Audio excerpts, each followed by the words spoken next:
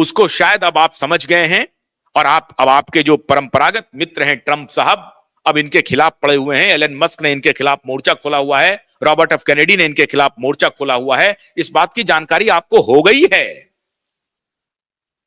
मुझे भी लगता है कि काम करो बुद्धि से के रास्ते पर हमारे देश के प्रधानमंत्री चल रहे हैं, और वो जो शायद 2 घंटे की इंटरव्यू से अपने गर्लफ्रेंड को और अपनी ब्रांडिंग करवा रहे हैं, कि क्या बात है। हम तो प्रधानमंत्री से इंटरव्यू किया सारे चैनल पे, अरे सारे चैनल पे इसलिए चला कि पैसे फेंक रहे हो, इसलिए नहीं चला कि बहुत ही शानदार इंटरव्यू है। और मोदी जी का इंटरव्यू होगा तो लोग देखते हैं, नए व्यवसायी को इंटरव्यू दिया तो उसको देखते हैं। मोदी जी हमारे साथ बैठेंगे, कल हम ट्रेंड करने लगेंगे, क्योंकि मोदी जी एक बड़ा ब्रांड है, और मोदी जी के ब्रांड के सहारे अपनी ब्रांडिंग कर रहे हो, और ये संकेत दे रहे हो अपने साथियों में कि अब सुशांत का केस दब जाएगा। ऐसा होगा नहीं। आप मोदी को नहीं पहचानते हो। आप ही ने ये सवाल किया ना मोदी से कि जब आपके यहां आपके पेरेंट्स का, मतलब आपकी मां का डेथ हुआ तो आपको क्या फील हुआ। कहा मेरे ऐसा कुछ नहीं है, क्योंकि घर ने भी मान लिया कि मैंने घर को छोड़ दिया, अब मैं भी मान लिया कि मैंने घर को छोड़ दिया है, तो संवेदना नहीं रही। तो जो अपने परिवार के प्रति भी संवेदनशील नहीं है, वो क्या खामखा खामखा किसी के कहने पर एक एक्यूज को छोड़ देगा, किसी के जो एक न्याय की आस में जो एक लड़ाई चल रही है उसको बंद कर देगा। ऐसा होने वाला नहीं है। ये सबूत इस बात के हैं कि सीबीआई एक्टिव है, और ये मोर्चा अपने तरफ से मोर्चा बंदी करने की सारी तैयारी कर रही है। बहाना बनाया कि प्रधानमंत्री का इंटरव्यू करने जा रहे हैं, हम तो बिलियनर हैं, हम तो फिनटेक कंपनी के मालिक हैं, हमें दे दीजिए इंटरव्यू, दे दीजिए। ऐसा नहीं कि प्रधानमंत्री इनके लिए पॉडकास्ट करने के लिए बैठे हुए थे कि कब निखिल कामत आएगा और मैं निखिल कामत को इंटरव्यू दूंगा। ये गलतफहमी ना पालें। ये तो साहब, ये तो लगातार उनको अप्रोच कर रहे होंगे पीएमओ में कि साहब मैं इंटरव्यू करना चाहता हूं। तो हाँ, पता क्या होगा, अच्छा ये कौन है, अच्छा वही निखिल कामत है। अच्छा हाँ हाँ हाँ, 1 महीने पहले चल रहा था। क्या 1 महीने पहले?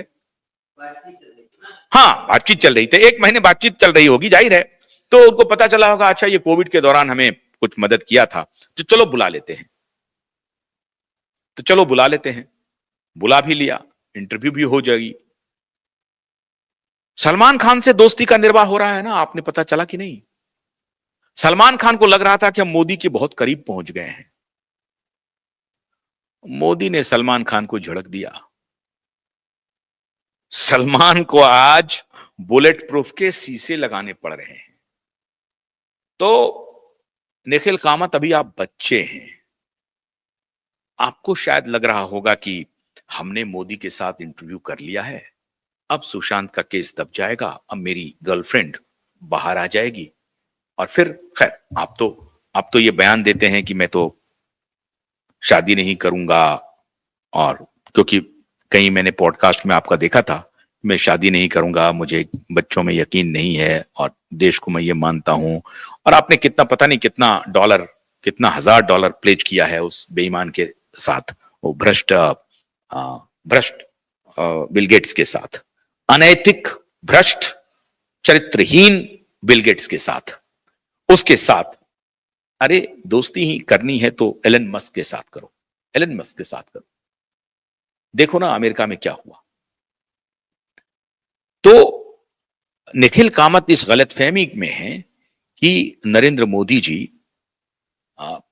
से मैंने इंटरव्यू कर लिया है, और अब शायद मेरी गर्लफ्रेंड का मामला ठंडे बस्ते में चला जाएगा। बहुत बहुत ये सोच रहे हैं कि मेरी ये शातिरी काम आ जाएगी, और दुनिया एकदम से ये हो जाएगा, मेरी ब्रांडिंग हो जाएगी, चारों तरफ निखिल कामत निखिल कामत निखिल कामत होने लगेगा। निखिल कामत से मेरी कोई जाति दुश्मनी नहीं है। निखिल कामत को मैं एक सफल व्यवसायी के रूप में पसंद करता हूं, और मैंने इसके पहले भी कहा है कि निखिल कामत एक एसेट हो सकते हैं, एक संपत्ति हो सकते हैं देश के। अपने चतुर सुजान, मैं उसे कह सकता हूं कि बहुत चतुर हैं, बहुत इंटेलिजेंट हैं, बहुत स्मार्ट हैं, और एक टेक्नोलॉजी कंपनी को इस ऊंचाई तक पहुंचाने में बड़ी कामयाबी। अब किस प्रकार से कौन सा रास्ता लेकर के वो बढ़ रहे हैं मुझे नहीं मालूम, मैं उस पर कोई टिप्पणी नहीं करना चाहता, लेकिन जो सामने हैं वो एक सक्सेसफुल बिजनेसमैन है उस हिसाब से। तो मुझे उनके बिजनेस एक्यूमेंट पर कोई सवाल नहीं करना। सवाल है कि ऐसा व्यक्ति क्या रिया चक्रवर्ती के गलत नैरेटिव में फंस कैसे रहा है। पहला सवाल तो यह है कि निखिल कामत रिया चक्रवर्ती के चक्कर में फंस कैसे रहा है, और अगर ये फंस रहा है तो प्रधानमंत्री ये जानने की कोशिश क्यों नहीं कर रहे हैं कि भाई निखिल कामत और रिया चक्रवर्ती के बीच में रिश्ता क्या है। पूरी दुनिया जानती है, हमारे प्रधानमंत्री नहीं जानते हैं। और अगर प्रधानमंत्री ये जान करके उनको इंटरव्यू देने के लिए बुला रहे हैं और फिर चारों तरफ ब्रॉडकास्ट हो रहा है, तो जाहिर है कि नरेंद्र मोदी की उसमें भी कुछ ना कुछ चाल होगी। इसमें कोई शक नहीं है कि नरेंद्र मोदी बुद्धि से काम करते हैं। और इसीलिए जो मुझ तक सूचनाएं आई, देखिए टाइमिंग देखिए, मैंने उनका इंटरव्यू नहीं देखा था जब मैं ये कल आपके साथ लाइव बातचीत कर रहा था सीबीआई के बारे में, तो अद्भुत चाल चल रहा है। मुझ तक सूचनाएं भी पहुंचाई जा रही हैं, सीबीआई एक्टिव है और उधर उनके लोगों के साथ पॉडकास्ट भी कर रहे हैं। तो जियो पॉलिटिक्स में ऐसा होता है, अक्सर जियो पॉलिटिक्स में ऐसा होता है। और ये कूटनीति का उसको हिस्सा कहते हैं। ये कूटनीति से काम कर रहे हैं क्या प्रधानमंत्री जी? मैं बेनिफिट ऑफ डाउट दे रहा हूं कि क्या आप शायद कूटनीति से काम कर रहे होंगे। लेकिन सवाल है कि क्या इस इंटरव्यू के बाद सीबीआई रुक जाएगी? मुझे ऐसा नहीं लगता। क्या इस इंटरव्यू के बाद एसआईटी रुक जाएगी? मुझे ऐसा नहीं लगता। वंदना पाटिल लिख रही हैं कि मोदी जी को जनता की भावना का कद्र करना चाहिए। अब मैं आपसे ही बात कर लेता हूं। मोदी जी से यह उम्मीद नहीं थी। सुशांत को जस्टिस में देरी इसीलिए हो रही है। देखिए, अब अगर मैं आज अभी खोल दूं तो आप बाढ़ लग जाएंगे लोगों की प्रतिक्रिया का। मैं अभी नहीं बात कर रहा हूं, लेकिन अगर मैं बात करना शुरू, हालांकि ये टाइमिंग बहुत ऑड है, अगर मैं ये बात करना शुरू कर दूं तो लोगों की प्रतिक्रिया की बाढ़ आ जाएगी और आएगी। इसी पर इतने रिएक्शंस अभी आने वाले हैं। शहनाज पटेल कह रहे हैं justice for Sushant Singh Rajput and Disha. Thank you Shehnaaz. आप कुछ कहना चाहेंगे इस इंटरव्यू पे, इस जो बातचीत हुई है, ये जो इंटरव्यू का ब्रॉडकास्ट हुआ, इस पर कुछ कहना चाहते हैं? अगर कोई लोग ज्वाइन करना चाहते हैं तो ज्वाइन भी करें।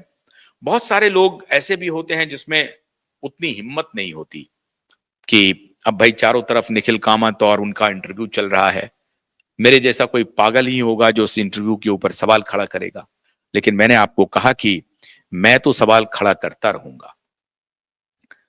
मैं आज आपको कुछ बताना चाहता था अपने उस स्क्रीन से कि ये पूरा लिंक कैसे है, लेकिन मैं यहीं से आपको बताता हूं। मैंने कल भी बताया था आपको कि एक कॉकस है पूरी दुनिया में जो हर तरह के गलत कार्य में शामिल है, और वो कॉकस है, उसको लीड कर रहा है बिल गेट्स पूरी दुनिया में। वही एक नैरेटिव लेके आता है क्लाइमेट चेंज का, वही एक नैरेटिव लेके आता है महामारी का, वही एक नैरेटिव लेके आता है टेक्नोलॉजिकल इंटरवेंशन का। और ये पूरा गैंग ऑपरेट करता है और वो अलग अलग देशों में जाकर के अलग अलग व्यवसायियों के साथ रिश्ता बनाता है। He is basically a liaisoner, जिसको कहते हैं corporate liaisoner. He is not a businessman, rather a corporate liaisoner businessman. तो वो बिजनेसमैन सबको जोड़ता है अपने साथ, उनकी भी लाइजनिंग करता है, खुद को ये बताता है कि मैं दुनिया का सबसे अमीर आदमी हूं। ऐसा कुछ नहीं है, अमीर उमीर कुछ भी नहीं है। 50वें नंबर पर भी नहीं है बिल गेट्स आज के दिन में। तो वो दुनिया को बताता है कि मैं सबसे अमीर आदमी हूं। अमीर दिखा करके जो भारत के या दूसरे अन्य देशों के जो बिजनेसमैन हैं वो उनके प्रति आकर्षित होते हैं और ये उन्हीं से पैसा ठग लेता है।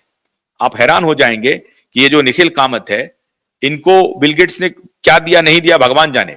ये बिल गेट्स को खामखा ही हाथ जोड़ रहे हैं। अरे बिल गेट्स से आप बड़े हो भाई, लेकिन ये इन्होंने ही बिल गेट्स के फाउंडेशन को और इसको, ये जो वॉरेन बफेट और बिल गेट्स का जो फाउंडेशन है, इनको जाकर के कह दिया कि भैया मैं आपको प्लेस करता हूं अपना पैसा और आप बढ़िया बढ़िया काम में लगाइए। लेकिन वो जो कहानी है फाउंडेशन की कहानी, वो प्लेस करना, उसमें प्रॉफिट से बचना, टैक्स इवेजन करना, ये सारी कहानी आती है। टैक्स चोरी का खेल होता है उस टैक्स चोरी में से पैसा लेकर के अगर प्रधानमंत्री फंड में डाल भी दिया तो क्या कहना? कुछ नहीं कहना। हालांकि पेपर पे आप देखेंगे कि कहेगा कि भैया हम तो इतना टैक्स पे कर रहे हैं, हम तो सैकड़ों करोड़ का टैक्स पे कर रहे हैं पेपर पे।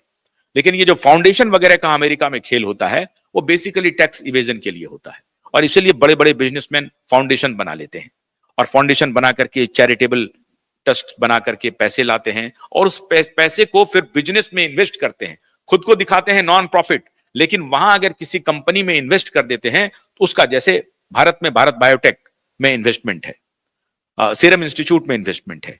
ये व्यक्ति खुद ही कह रहा है कि हम फार्मा में एंटरप्रेन्योर्स को आगे बढ़ाना चाहते हैं। ये फार्मा कहानी आई कहां से? क्योंकि उनको लगा कि जब आधार पूनावाला इतना बिजनेस कर रहा है, भारत बायोटेक का मालिक इतना बिजनेस कर रहा है, तो मेरे पास तो रोज कमीशन के ही 20-20 रुपए कमीशन के ही इतने पैसे आते हैं कि रोज की कमाई मेरी सैकड़ों करोड़ में चली जाएगी, महीने की कमाई।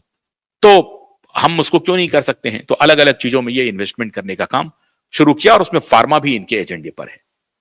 तो ये पूरी लॉबी काम करती है जिसमें बॉलीवुड के इन्फ्लुएंसर, जो कोई भी स्टार इन्फ्लुएंसर हैं, चाहे वो क्रिकेट स्टार हो, फुटबॉल स्टार हो, कोई भी हो, वो सब का एक कॉकस होता है। उसमें पॉलिटिशियन एक बहुत बड़ा पॉलिटिशियन बैक करता है। ब्यूरोक्रेट्स जो ऊपर के होते हैं वो उनके इंटरनल कामों को आगे बढ़ाने का काम करते हैं, पैसे लेकर के काम करते हैं। तो ये पूरा का पूरा कॉकस है जो सुशांत और दिशा के गुनहगारों के साथ मिला हुआ है, और इसीलिए ये केस सॉल्व नहीं हो रहा है। ये पूरी गुत्थी मैंने आपको खोल करके समझाई है, लेकिन ये लड़ाई जारी रहेगी। सीबीआई और एसआईटी पर भरोसा रखना पड़ेगा और इन नेताओं को भी हम मजबूर करेंगे कि आप देश के लिए, सत्य के लिए, न्याय की लड़ाई के लिए आपको आना चाहिए। मैं एक बार निखिल कामत से भी ये कहना चाहूंगा कि निखिल, मुझे नहीं मालूम कि आप मेरा ब्रॉडकास्ट देखते हैं, नहीं देखते हैं, या देखेंगे नहीं देखें, मुझे नहीं मालूम, लेकिन मैं आपसे ये कहना चाहता हूं कि मेरी कोई जाति दुश्मनी आपसे नहीं है। आप रिया चक्रवर्ती को अगर प्रोटेक्ट कर रहे हैं, या आप अगर इस गलतफहमी में हैं कि रिया आपको कन्विंस कर रही हैं कि वो गुनहगार नहीं है, तो कम से कम जांच होने तक का इंतजार कीजिए। जांच होने तक का इंतजार कीजिए। कहिए सीबीआई को कि जांच कर लीजिए इनका, क्योंकि आपकी गर्लफ्रेंड ने ही कहा था कि सीबीआई से इंक्वायरी होनी चाहिए, और आपकी ही गर्लफ्रेंड ने कहा कि सीबीआई से इंक्वायरी नहीं होनी चाहिए पिटीशन डाल करके। तो अपने ही स्टेटमेंट को बदल चुकी हैं। बहुत सारी कहानियां हैं। ये कहानी मैं सैकड़ों बार, हजारों बार, एक साल से मैं कॉन्टिन्यूअस इस कार्यक्रम को कर रहा हूं। इसलिए नहीं कि मुझे कोई ग्रीड है, इसलिए नहीं कि रिया के खिलाफ मेरी कोई जाति दुश्मनी है, बिल्कुल नहीं है।